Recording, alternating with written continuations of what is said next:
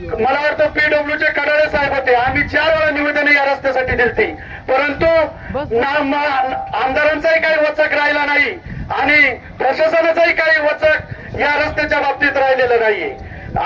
मी मागच्याही सभेमध्ये आमदारांना साहेबांना म्हटलं होतो, साहेब जसं तुम्ही राजूर ते गुटी महामार्ग हा अतिशय सुंदर रस्ता केलता, तसा तुम्ही जसा आदिवासींसाठी तो रस्ता, माझ्या आदिवासी बांधवांसाठी तो रस्ता 1 नंबरचा रस्ता केला, तसा आमच्या बहुजन समाजासाठी राजूर ते बोटा हा रस्ता महामार्ग चांगला व्यवस्थित करा, जेणेकरून आमच्या बहुजन समाजाच्या मुलांना इथं रोजगार उपलब्ध होतील. कुणी माता माऊली दुकान, भाजीचं दुकान टाकेल, कुणी किराणा मालाचं दुकान टाकेल, कुणी पंक्चरचं दुकान टाकेल.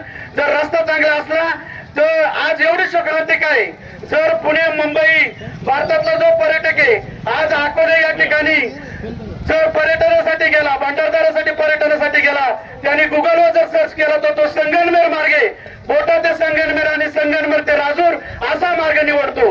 कारण का तर आपला बोटा ते कोथरूड राजूर हा मार्ग अतिशय खड्ड्यांचा असल्यामुळे पर्यटक या मार्गाने जायला काचकूच करतात.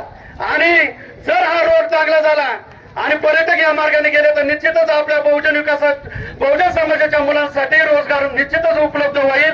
आणि मी म्हणून प्रशासनाला कळकळीची विनंती करतो का आमच्या शेतकरी बांधवांसाठी हा एकमेव पर्याय हा महामार्ग आहे आणि आमच्या शेतकऱ्यांच्या मुलांना जर इथं मोठं व्हायचं असेल तर हा रस्ता चांगला झाला पाहिजे.